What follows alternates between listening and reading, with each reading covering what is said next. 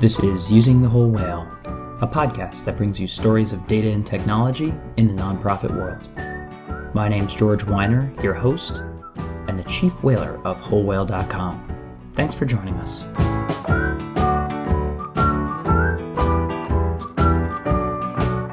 Welcome to this week's podcast where we're talking about items about things with stuff in them.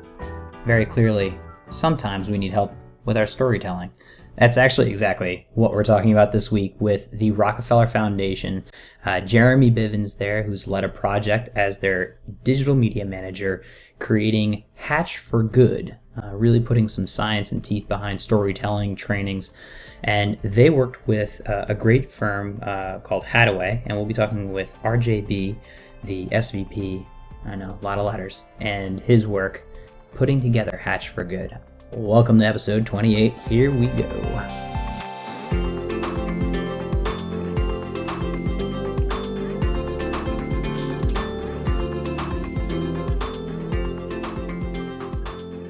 And I'm here with Jereme Bivins from the Rockefeller Foundation and RJ from Hattaway. Guys, thank you for joining us today. I'm super excited. But just to start, Jereme, can you introduce yourself and then tell us what's going on here? Sure. So I'm Jereme Bivins. I'm the digital media manager at the Rockefeller Foundation. And we're here to talk a little bit about Hatch for Good, our new digital storytelling platform. Great. And RJ, you're also with us. What was your role in all of this? Yeah, thanks for having us. I'm RJB. I'm a senior vice president at Hattaway Communications, and we were the lead grantee on the research that went into creating Hatch for Good and then actually the implementation and development of it. What exactly is Hatch for Good? How do you describe it? So Hatch for Good is a digital suite of tools and resources for storytellers at for-purpose organizations. So do-gooders at nonprofits, social enterprises, and other organizations that benefit the poor or vulnerable. We started the program here at Rockefeller a little over a year ago. We had a small team tasked with elevating the practice of storytelling to drive social impact in our organization as well as in organizations around the sector. And it's a huge order, right? Because storytelling has to be truly embedded within an organization for it to work.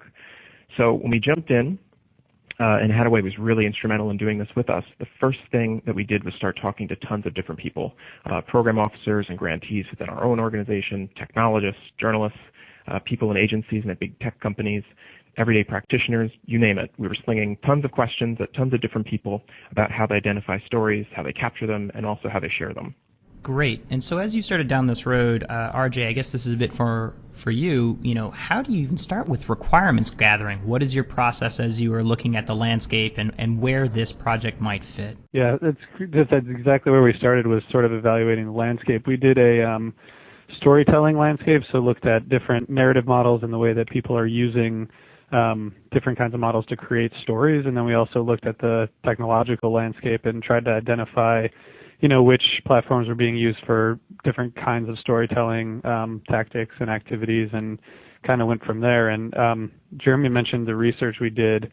Out of that, we sort of identified 5 key need areas that the people we talked to had identified. And so we had sort of a little bit of a roadmap, and that was first, organizations needed help with storytelling strategy. That was probably the biggest outcome of the research, is that a lot of organizations just don't think about goals, audiences, objectives, things like that before they dive in. So that was super important. And the rest were capacity. How do you know if you have enough capacity for storytelling? The third piece was content. So how do you actually create content that's compelling and consistent and motivating? Then the fourth piece was actually the platforms. And then the last was, of course, evaluation. So how do you evaluate your efforts? So that gave us a good kind of roadmap for where we needed to go based on those needs of the interviewees. Great. And you kind of answered my next question in my mind, was like, what is the need and problem this is solving? And it seemed like there was a genuine need out there for, the social good and nonprofits out there to tell their story, but in a logical framework that would make sense. But I'm wondering, what drove Rockefeller, traditionally obviously a grant-making organization, into this sort of like, we have to take this on and tackle a pretty daunting web app here? Yeah, absolutely. From our side, we do quite a bit of funding with quite a few nonprofits in working in systemic change. And so we also generate a lot of reports and things of that nature from those grantees, which are wonderful, but turning those reports into content that can get into the right audience at the right time, the right medium now is very difficult, right? So really we're generating all of these great stories, all this rich content, but they're buried. They're buried in our reports, they're buried in our notes, they're buried all over the place. So for us, the incentive was how do we surface these stories? That way we can tell the story essentially of what our grantees are doing on the ground, the work that really does make a difference to the beneficiaries and to the communities and to the people that they're working with. And that helps elevate our grantees so they can get more support, more funding, more of that kind of thing around the world to help more people. Great, that makes sense. You're sitting on a mountain of amazing stories. You're like, it's just unfair. This is in our backyard. They should be shared. They should be helping the organizations. That's really great. So are you incorporating this into your reporting for your grantees, and how is that looking? Yeah, absolutely. So we assumed that because we were having this issue, and nonprofits are really a fantastic resource for stories, they're just under-tapped, that other grant makers were having the same issue. So having a resource like the digital tool would allow them to also tap into this with their grantees. So we're working with our grantees and our program staff now on a better framework for how they can identify these things and kind of get them up the chain, especially to the communications team, so we can help build the influence around these. And so part of that is kind of building the internal capacity for working with our grantees to say, we need more than just the data that you're collecting on the ground.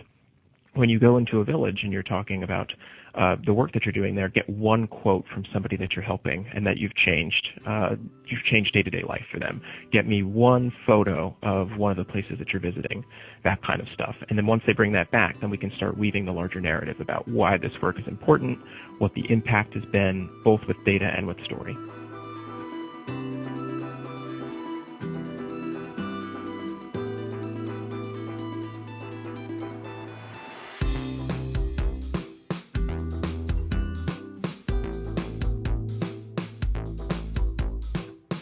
So you mentioned this narrative framework. How did you come up with it, and can you just give us the outline of what the narrative framework is? Sure, this is RJ. I can hop in on that. Actually, one of the core tools we use in our work at Hattaway is this narrative structure, narrative framework. We use it in almost all of our projects, and we most often use it to help develop messages for organizations or messages about issues. We use it because it's simple, but it's really powerful for organizing ideas that you communicate. A lot of research, you hear so much in the business press and in philanthropic press and basically everywhere about the power of storytelling and the power of narrative, and all of that's so popular because as humans we're all hardwired to understand the world in terms of narratives, in terms of stories. And so when we can help nonprofits and foundations tell their own narratives in a way that connects the people you're working to help, the goals they seek to achieve, the problems they're trying to overcome, and the solutions that we provide, that can really help orient people to the way that we're already thinking. And if we can tap into sort of existing narratives, that'll make the storytelling much easier, much more motivating, and much more consistent. Great. So you built into the actual, application and login process these, very specific elements. You're touching on them, like we need data, we need the story narrative, we need the individual that is being helped, we need the photo, that you can sometimes often miss. Are there other key elements in the soup of the narrative that are things that were like unique that you brought to this?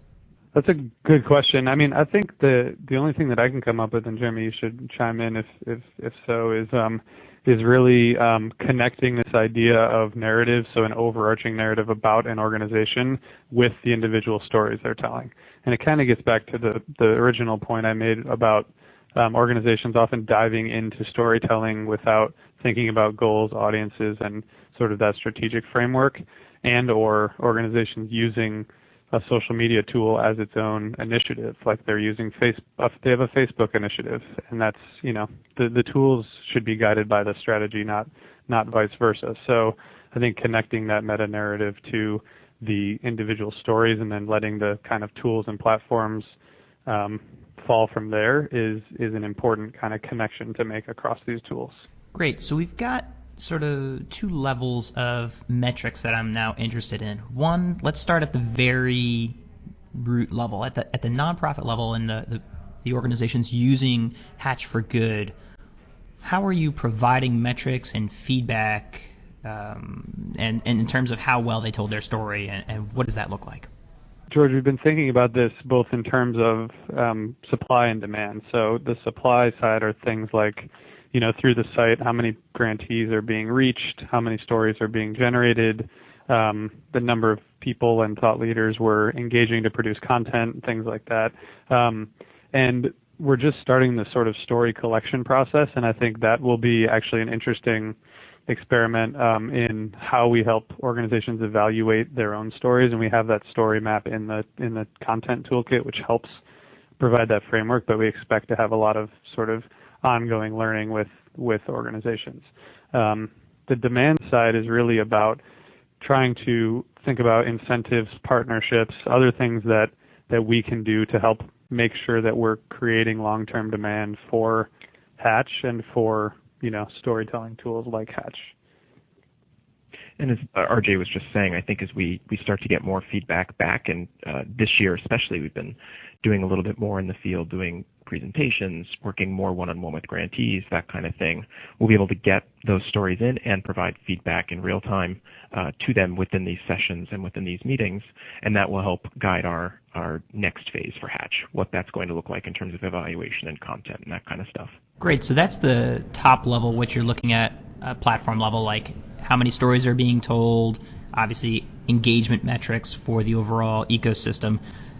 Let's say, Whole Whale jumps on there and I want to tell my story, and I'll be jumping on there to tell my story. What are the sort of metrics that on the micro user level that I'm being exposed to, or is that in the pipeline? How are you looking and thinking about that? So right now, what we're doing is we're constantly looking at, on our end, what the new versus returning user rates are, because we want the site itself to be a resource that people can keep coming back to and contributing to.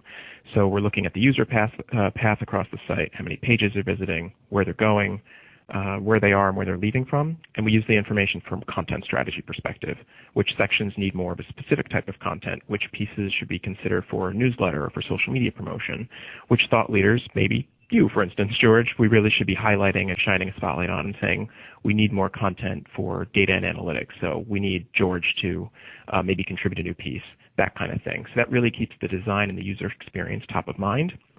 And there's also a great feedback push from the consumer, the site consumer perspective. So me, as somebody who's just on the site, is going through, I can make comments and share things from Hatch in the Explore section. I can also submit feedback in and say, I really love this article that George wrote. How can I get more resources like this? And we'll be able to provide that sort of structure on the site itself. And then the final piece of data that we're really looking at are on the story toolkits themselves, the storytelling toolkits. We really want to see the completion rates go through, right? There are 5 toolkits. We want to see where people are starting, where they're dropping off, where they're completing and having a lot of success or trouble, so that we can start streamlining that process, making it more intuitive, adding better features to it, and also having more relevant content that can help guide that pathway. Great. So it's really seems like you're focused on the macro level for now and building up what I honestly is very impressive, the list you have there. And of course, I'll be writing something there. You flatter me. I mean, that's the number one way to get me to do anything. Brilliant. But you've got these 5 areas. You talked about strategy, content, evaluation, capacity, platform, and inside of that, you've got a wealth of all of this information. So far, having hatched already, what are some of the surprising things you've seen in your data that maybe you didn't expect? Looking through analytics, I was trying to pull the top pieces of content just the other day, actually, and I expected to see more of a balance between the 5 toolkits. And we've obviously heard a lot of pain points around the same types of things, which is why the toolkits are named what they are. But strategy and capacity are really, really top performers for us in terms of nonprofits and social impact organizations coming through and saying, this is where we really need the most help. And talking to a lot of people as well in the field, we'll hear people say, I really want to do better with stories, or my department's really honed in on this. How do we work with other departments in highlighting these things, building these great stories, sharing them, and then how do they work on different platforms, that kind of stuff. So really we're looking at strategy and capacity right now, have become are really the number one pain points on the site for people. Those two sort of ecosystems, hopefully I have this right in my mind. You have this massive education and growing massive education area, and then the literal, we're going to walk you through step by step to help your organization tell its story. Where do you see the platform going with regard to the next year of growth? Where are you investing, which side, and how are you thinking about that? Hattaway is actually going to be in a very good position to talk about this. We've been talking about a lot of options with them for what 2015 looks like. So I'm going to defer to RJ on this one. Thanks. Yeah, it's really exciting that we're going to continue to sort of improve and tweak and add. And Jereme sort of referenced some of the big pieces of feedback we've gotten. And George, you mentioned the sort of wealth of stuff that's in there, and we appreciate that compliment. I think there's so much there that we're actually thinking about how we can make those somewhat potentially overwhelming toolkits be more bite-sized and easier for people to kind of complete with the time they have. And we're also all the things we've talked about so far in terms of getting more contributed content, more case studies, more stories from people will all continue over the next year or so. And I think so there's sort of the development side, making tweaks, improving the user experience, but then also trying to expand this digital storytelling community.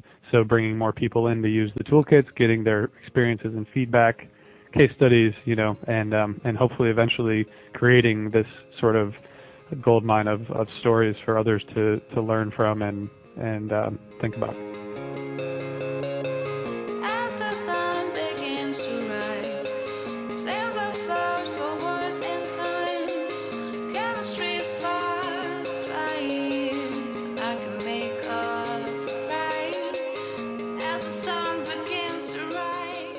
So we are going to jump in the time machine now, and we're going to go back prior to project starting, just as it's starting, and I'm going to throw you both in the time machine, and you're going to go back, and you're going to have a short amount of time to just tell past Jereme and past RJ what they should know going into this project.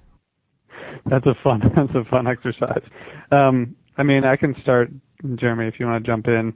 I think, one of the biggest lessons that we learned is that there's so many potential directions to go with this that I think it was nice to keep us all organized around a framework like fairly early on after doing the research. So I think I would tell myself, look for patterns, look for commonalities, look for points of agreement early on, because with hundreds of people's input, it can be hard to kind of sift through all of that. So that's something I think we did pretty well, but I think we could have recognized it even earlier and maybe even designed things a little more intuitively around those patterns we were seeing, if that makes sense. Yeah, I think that's absolutely right. I look at a lot of the feedback that we have from the site, from the toolkits, from the content, and we've been getting a ton of fantastic comments and things back from people about what we can do to improve, from small things to really big things. And a lot of the small things you go through and you think, oh, why didn't we think of this? Why isn't this something that we included in the first round? So stuff like that. But the reception around it so far has been great, and we're really heartened to see so many people clicking the feedback button and emailing us directly and saying, we'd really love to see these features. So this is great. How can we do this better? Stuff like that. The time machine can be a fun toy. Fortunately, you don't actually have to have that conversation, but imagine where you are a year from now, going back in the time machine again. It's fun. I like the way Rockefeller has chosen to sort of take this type of project on themselves because they saw a market opportunity. Jereme, maybe you can talk a bit about how early on you sort of made the case internally, or how it came up, and then you chose, not to internally develop a team that could develop this, but instead look for outside resources. Can you walk us through a bit of that decision making? Because I think, as the foundations that may be listening and playing with these types of ideas themselves, what factored into your decision making to bring on obviously the experts from Hattaway to help you? Sure. I mean, there was a clear need internally when we talk about stories, because again, we're sitting on kind of the mountain of buried stories, just like most nonprofits and foundations are. So the sell internally, it wasn't an uphill slog, right? It's what do we do to get there? And we're a grant maker, and we're big into partnerships. So it wasn't too tough to also say, how do we approach this? And it was obvious to us we're going to need partners and grantees to leverage this. And so when Hattaway had responded to the RFP process, there was a clear partner in Hattaway. And I think when you look at the outputs and the reports and all the fun things we've been able to do together, it's been an uphill climb in getting this off the ground in a good way, right? It's a lot of work to get something built and off the table and get people to use it. But finding the partner in Hattaway was really critical. And then being able to bring people from all over the sector and in the for-profit space together to talk about what is it that we need to do was just a fantastic experience. So for other funders, it's really about convening the right partners to know what you want to do and to hear all those kind of outside opinions. And like RJ was saying before, identifying the trends and the pain points that we really should be focusing in on. Yeah, you could say maybe a bit more specifically to how can nonprofits really leverage Hatch for Good? And what is the ideal use case in your mind? Can you walk us through like a dream user scenario? Yeah, I mean, I think the ideal scenario, and again, this is like getting back to the point we made earlier about there being so much information there that we probably need to temper our own expectations. But ideally, an organization would come to us with, a defined sort of idea of how they can improve as a storytelling organization, as we say, whether it's the collection or, creation or sharing of stories, and use, some of these toolkits to really help clarify their needs and help give them solid direction and have them walk away from that, hour or so spent on the site with some concrete sort of direction and guidance, informed not only by the sort of questions and answers and resources within those toolkits, but also through the contributed content, the tips, the case studies. Those are really designed to help organizations when they get stuck on something, or to provide more food for thought when they're thinking about a specific aspect of their storytelling. So in my ideal world, someone comes there, they get a lot of value out of the toolkit, but they also maybe read another nonprofit's experience and how they used Vine to help connect with donors, for instance, and walk away with a really good plan, but also some food for thought creatively. And I think also from our perspective, especially in the short term, it's hearing from grantees, which we've heard from, I think, 2 already, which is pretty fantastic. They discovered Hatch and they used it to produce this really fantastic video that they've now submitted to us as part of their report back. Or they're working with a program officer on collecting better stories from the field when before they're really just looking at data. So it's in the short term, it's hearing those anecdotes from our own grantees and how they're kind of changing their approach to work in the field.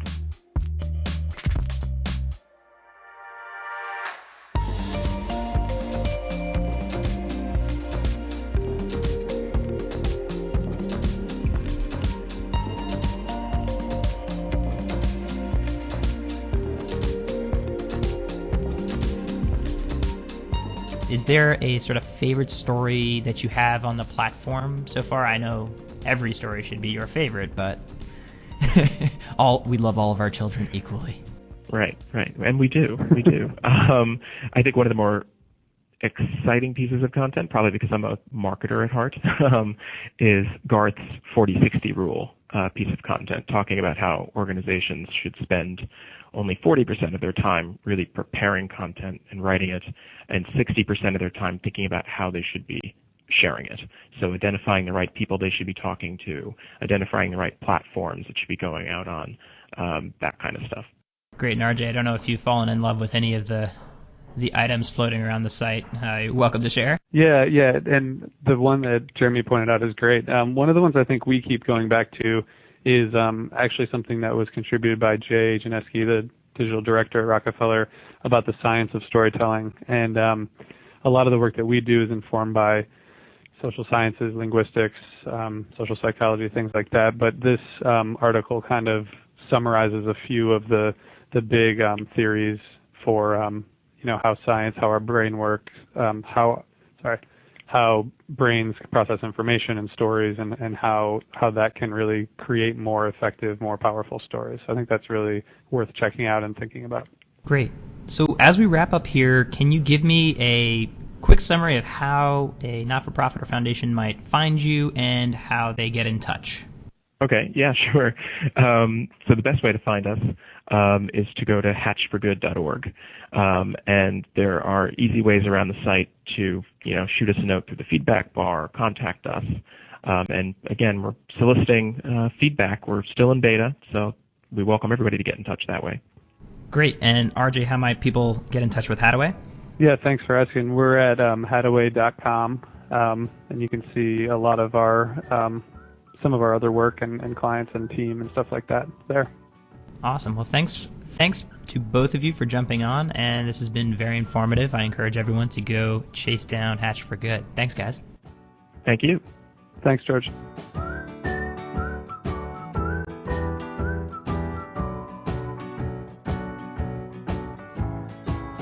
You have your homework. Go to hatchforgood.org. They have tons of fantastically curated content.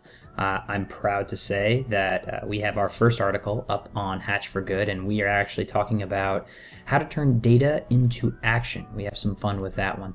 Check out their platform. I think there's a lot you can learn about your own storytelling. I really admire what the Rockefeller Foundation has done here. They identified a need in the community and really sought to create a fantastic tool, leverage their expertise in the field to create a great product. Hope you got something out of it this week. As always, you will find resources. Guess where? wholewhale.com/podcast.